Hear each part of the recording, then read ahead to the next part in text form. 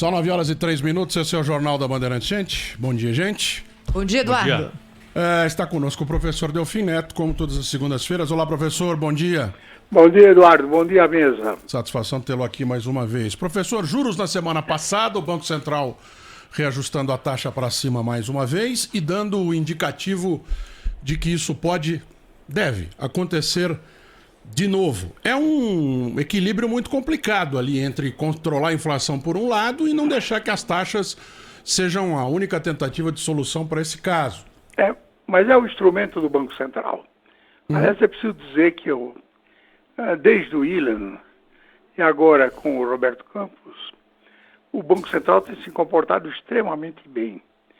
Ele tem exercido realmente o seu papel com clareza e dando garantias de que é realmente o defensor da moeda.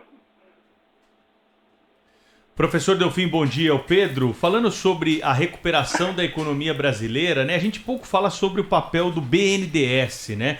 O que aconteceu com o banco? É preciso, de alguma forma, pensar em renegociação das dívidas e novas linhas de crédito para, no momento seguinte aí, desse momento mais grave da pandemia, oferecer oportunidades aí de investimentos para o país? O BNDES tem o seu papel, tem exercido com alguma proficiência. Eu não vejo que haja nada de muito diferente, nem que ele possa fazer muito mais. Na verdade, o crescimento é um problema complicado. Você só cresce quando você investe. Mas você só investe quando pensa que vai crescer. De forma que estamos uma espécie de um círculo vicioso que está sendo rompido. Nós devemos crescer uns 3%. Este ano, o BNDES tem cumprido, de uma certa forma, o seu papel. Ele não é mais, não tem, de fato, a energia que teve no passado. Nem a economia brasileira tem essa disposição. Mas eu não diria que deve-se esperar dele um papel muito mais importante. De novo, o crescimento é um estado de espírito. Então, vou perguntar para o senhor o seguinte, professor. Como é que se criam fatos que podem ter algum tipo de influência nesse estado de espírito? Existe algo que possa ser feito? Sim, um comportamento positivo do governo. Nosso governo tem criado muita confusão. De fato, da ação do governo não emerge nenhum estímulo ao investimento, portanto não emerge nenhum estímulo ao crescimento.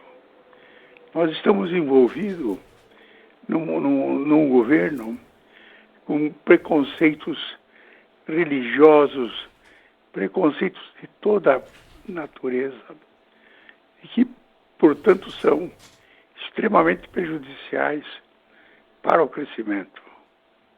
Professor, a permanência de Paulo Guedes no governo não dá um lastro para que isso possa vir a acontecer? Por que isso não reverbera? Eu não creio que o Paulo, na minha opinião, é um bom profissional, mas não é mágico. Não há as condições. Eu acho que a própria construção do governo cria muita dificuldade, cria muita incerteza. Na verdade, o governo é um criador de confusão. Professor Delfim, a alta surpreendente das commodities abre espaço, né, para projeção de superávit recorde até da balança comercial brasileira. Como é que o senhor assiste a esse boom aí pelo impulso externo que nós estamos vivendo? E tudo isso, claro que mesmo com esses dados positivos, nós ainda dependemos muito de mais vacina. Esse é o recado que nós precisamos dar também nessa linha? São dois problemas. O primeiro problema realmente é vacina. É você eliminar esse risco que se estende para toda a sociedade.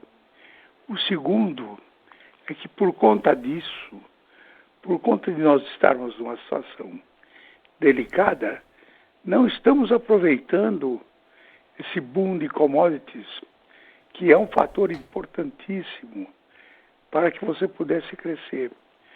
O crescimento do setor externo brasileiro é a alavanca mais poderosa para o crescimento do país. E nisso, professor Delfim, a gente tem aí a estimativa de 9% de crescimento para a China, 7% de crescimento para os Estados Unidos e nós, como o senhor falou, nos 3%. Ainda dá para mexer, pelo menos no ânimo, né, animal da economia, para que essa coisa se modifique? Ou o recado é esse para esse ano, vamos já pensar em 2022, quiçá? Na minha opinião, o governo não cria estímulos para o investimento. A preocupação é geral. A vacina está avançando muito lentamente e hoje deveria ser o objetivo principal, vacinar o Brasil, liberá-lo do Covid-19 é o caminho para a volta do crescimento. E é preciso um governo que estimule o crescimento.